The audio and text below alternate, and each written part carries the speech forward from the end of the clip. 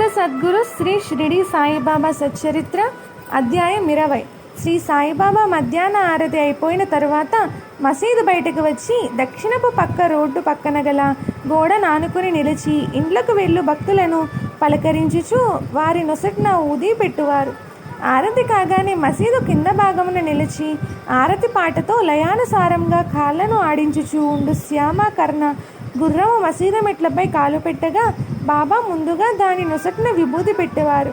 తరువాత మసీదు గోడ పక్క రోడ్డు ముందు నిలిచి అన్నా భోజనములకు వెళ్ళము, బాబా మీ బసకు వెళ్ళి భోజనము చేయము అని పలకరించుచుండగా భక్తులు బాబా పాదములకు నమస్కరించేవారు. బాబా వారి నొసటిన తమ బొటన వేలుతో విభూతిని పెట్టేవారు. బాబా పిడికళ్ళ నిండా విభూతిని తీసి భక్తుల చేతుల్లో పోయేవారు. అలా మనము కళ్ళు మూసుకుని ఆ దృశ్యమును గుర్తు చేసుకుని ఆనందింతుముగాక. బాబా అలా నించుని ఉన్న స్థలములో దాని గుర్తుగా ఇప్పుడు కొద్దీ ఎత్తుగా కట్టిన గోడపై గ్రిల్ కింద బాబా పాదుకలు చిన్నవి ప్రతిష్ఠించి ఉన్నారు. ఉపనిషత్తులోనూ ఈసో వాస్యోపనిషత్ చాలా చిన్నది. ఆధ్యాత్మిక మార్గములో అంతర్దృష్టి కలిగించే అంశములు ఈ ఉపనిషత్తులో ఉన్నవి. ఆత్మను గురించి తెలుపు శ్లోకములు 18 ఇందులో ఉన్నవి. ఇది జ్ఞాన కర్మ యోగములను ప్రతిబింబించును. ఈసా వాస్యోపనిషత్ను సంస్కృతము నుండి మరాఠీ ఓవి ఛందస్సులో రాయవలెనని తలచినాడు దాసుగన్. తర్జుమా చేయటలో సారాంశం అర్థం కాకపోవటచే కొందరు పండితుల్లో దాసుగన్ కలిసినాడు. కానీ వారెవ్వరి నుండి సరైన సమాధానం లభించలేదు.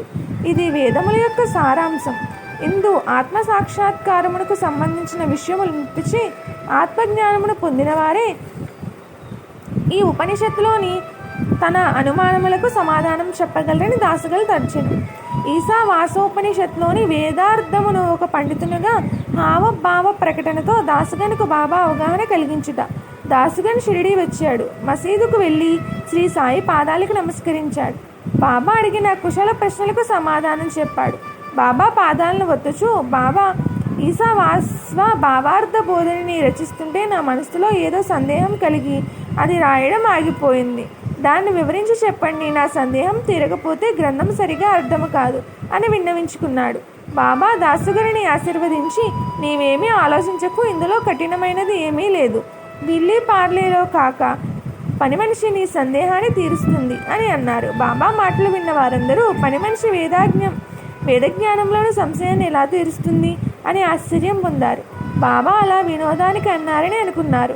దాసుగనకు మాత్రం బాబా వినోదానికి అన్నా అది సత్యమవుతుందని తెలుసు. బాబా పలికిన ఒక్కొక్క అక్షరంలోనూ అర్థం అనే నిధి ఉంటుంది. బాబా నోటితో చెప్పినవి ఏమైనా అవి వట్టివి కావు, సరిగ్గా ఆ సమయానికి అయితే తీరుతాయి. తానే దృఢ నమ్మకం దాసుగనికి ఉంది. బాబా జ్ఞానులకు శిరోమణి, వాణి అసత్యం కాదు. బాబా భక్తుల కోరికలు నెరవేరుస్తా అని ప్రతిజ్ఞ చేసి ఉన్నారు. గురువచనాలు అసత్యం కావు. ఇలా బాబా మాటల యొక్క విశిష్ట శక్తిని గురించి దాబోల్కర్ చక్కగా భక్తుల విశ్వాసం దృఢపరచుటకు చెప్పాడు. బాబా చెప్పినట్లు విల్లీ పార్లేకు చేరుకుని కాకాసాహెబ్ దీక్షిత్ ఇంటికి వచ్చాడు దాసుగన్. పని మనిషి తన అనుమానం ఎలా తీరుస్తుందో తెలుసుకోవాలనుకున్నాడు. మరోరోజు ఉదయం దాసుగన్ నిద్ర లేకముందే ఎవరో పిల్ల మృదు మధుర స్వరంతో పాడుచుండగా దాసుగన్ విని లేచి ఈశోవాస్యోపనిషత్తులోని తన సమస్యను తీర్చేది అమ్మాయా అనుకొనచు బయటకు వెళ్ళి చూసి తెలుసుకొనగా ఆ అమ్మాయి కాక ఇంట్లో నౌకరు చెల్లెలు, ఈ పిల్లయే కాక పని మనిషి అని తెలిసినది. ఆమె పాట నుండి దాసుగన సంశయం తీరినది. 8 సంవత్సరముల వయసు గల పనిపిల్ల చిరిగిపోయిన గుడ్డను నడుముకు చుట్టుకుని నారింజ రంగు చీర అందాన్ని వర్ణిస్తూ మంచి స్వరముతో పాడుచున్నది. ఆ పిల్ల పాటలో లీనమై ఆ చీర రంగు, అంచు, కొంగుల ఆకర్షణలు తెలుపుతూ అందులో లీనమై పాడసాగింది. చీరను వర్ణిస్తున్న ఆ పిల్ల సంతోషంగా ఉన్నది. ఆ పిల్ల యొక్క చిరిగిన దుస్తులు ధరించి ఉన్న దైన్య స్థితిని, ఆమె మనస్సులోని ఆనందాన్ని చూసిన దాసుగనకు జాలి కలిగింది. బట్టలు లేని ఆ పిల్లకు ఒక మంచి చీర ఇమ్మని, నీకు పుణ్యము కలుగుతుందని ప్రధానికి దాసుగన్ చెప్పాడు. ప్రధాన్ దాసుగన్ చెప్పినట్లు ఒక కొత్త చీరని ఆ పనిపిల్లకు ఇచ్చాడు. మరుసటి రోజు ఆ పనిపిల్ల కొత్త చీరని కట్టుకుని వచ్చి గిరిగిరా తిరుగుచూ ఆనందముగా ఆడుతూ పాడసాగింది.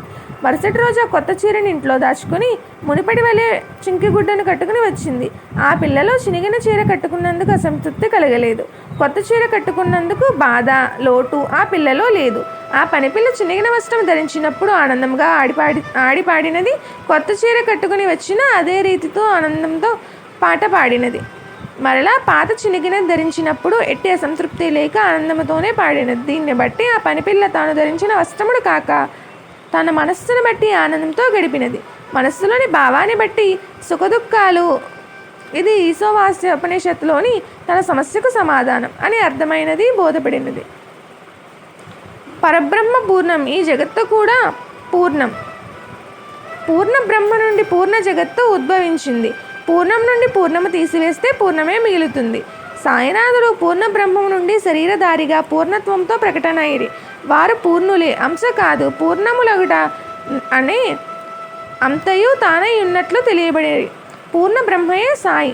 పనిపిల్ల యొక్క పేదరికము, చింకి చీర, కొత్త చీర పరబ్రహ్మ అంశములు. అలా దాత, దానం, దేయం అనే వీటన్నిటిలో ఆ పరబ్రహ్మయే నిండి ఉన్నాడు. పరబ్రహ్మ కానిది ఏదీ ఉండదు. శ్రీ సాయి చర్యలను పరిశీలించినచో అందు పరబ్రహ్మ తత్వము గోచరమగుడు తెలియనగును. శ్రీ సాయిబాబా శరీరముతోనున్న ఆ 60 సంవత్సరములు షిరిడి విడిచి వెళ్ళలేకపోయినా జనుల మధ్య అయినా నిర్జన ప్రదేశంలోనైనా మరెక్కడైనా ప్రకటన మగుచుండిరి. ఒకరికి మచ్చింద్ర కొండపైన, మరొకరికి హరిశ్చంద్ర గుట్టపైన తమ ఇచ్చానుసారము బాబా ప్రకటన మగుచుండిరి. ఒకరికి భౌతికంగా పైకి కనిపించు రీతిలోను, మరొకరికి స్వప్నావస్థలోను దర్శన స్వప్నాల నిచ్చి రాత్రింబవళ్ళు భక్తుల కోరికలను తీర్చుటే తన అవతార ప్రకటన అని తెలిపిరి. అన్నీ వారి లీలలే ఒకటచే ఎన్నని వర్ణించగలము. కాకా ఇంటిలో పని మనిషి ఉంటుందని, ఆ పిల్ల ఇలా పాట పాడి ఉపనిషత్కు వ్యాఖ్యానం తన పాట ద్వారా తెలుపుతుందని శ్రీ సాయిబాబాకు ఎలా తెలుసు అని ఆలోచన చేయనవసరం లేదు. వారి వాక్కు బ్రహ్మవాక్ కనుట ఈ లీల యథార్థమని తెలుపుచున్నది. వారి వాక్కు నుండి వచ్చినది జరుగు పరబ్రహ్మతత్వము. బాబాది ఆ స్థితిని అర్థం చేసుకొనలేని దాసగనుకు ఆశ్చర్యం కలగవచ్చు. శ్రీ సాయిబాబా దాసగన్ని అంత దూరం పంపకయే తమ నోటితోనే చెప్పి అతని సందేహం తీర్చవచ్చును కదా అని అనవచ్చు. అవును, బాబాయే తీర్చవచ్చు, అందు సందేహించ పనిలేదు. కానీ పరమేశ్వరుడు ఆ పిల్లలో కూడా వ్యాపించి ఉన్నాడని బాబా ఈలో తెలియజెప్పారు. బాబా స్వయంగా ఈ బోధ చేసేవారే. సర్వం బ్రహ్మమయమని బాబా చెప్పతలిచేది ఈ లీల చెప్పకపోతే దాసగనుకు అర్థమయ్యేది కాదు. కాక పని మనిషిని నేను కాక మరెవ్వరనేది బాబా తత్వము దాసగనుకు తెలియాలి. ఆ పనిపిల్ల రూపంలో ఈ జ్ఞానాన్ని బాబాయే బోధించారు. ప్రాణులు వేరుగా ఉన్నప్పటికీ ఆత్మ అభిన్నము. ఈ ఆత్మ కర్తృత్వ భోక్తృత్వాలు వాస్తవాలు కాదు. ఆత్మకు కర్మాచరణ లేదు, అట్లే పాపపుణ్యములు ఉండవు. నేను అనే ఈ ఆత్మ ఏ ఆకారము లేకుండా సర్వత్రా ఒకేలా వ్యాపించి ఉన్నది. అన్నిటిలో నేను అను ఆత్మను వ్యాపించి ఉన్నాను అని తెలుసుకున్నటయే జ్ఞానము. పూర్ణ బ్రహ్మము నుండి ఈ జీవాత్మ ఎప్పుడో విడిపోయినది. ఆ జీవాత్మ మరలా పరమాత్మను చేరుటయే ధ్యేయమై ఉండవలెను. ఇదే మోక్ష ప్రాప్తి. నామరూపంలో ఉన్న ఈ విశ్వంలో లోపల బయట అనగా అంతటా వ్యాపించి ఉన్నవారు పరమేశ్వరుడు. కనుక చేతనమైన ఈ భూత భౌతిక జగత్తులో ఒక్క పరమేశ్వరుడే కానీ రెండవవారు ఎవరూ లేరని నిస్సందేహంగా నిర్ధారణ చేసుకోవాలి. కనుక మానవుడు భగవంతుడిచ్చిన దాంతో సంతృప్తి చెందవలెను. ఈశావాస్యోపనిషత్తులోని అనగా ఉన్నదాంతో సంతృష్టి చెందుతాయని తెలియవలెను. ఏది మనకు సంభవించుచున్నదో అది అంతయు భగవంతుని ఆజ్ఞచే జరుగుచున్నది అని, అది మేలు కొరకే అని అవగాహన పొందవలెను. ఎవరైతే చరాచర సమస్తను పరమాత్మ స్వరూపముగా భావించి అంతయు ఆత్మగా గ్రహించునో వాడు మానవులు పడు సామాన్య బాధలకు దుఃఖములకు లోను కాక సమదృష్టితో జీవన్ముక్తుడగును అని అవగాహన అయినది. ఓం శ్రీ సాయి గురవే నమః. 20వ అధ్యాయము సమాప్తము.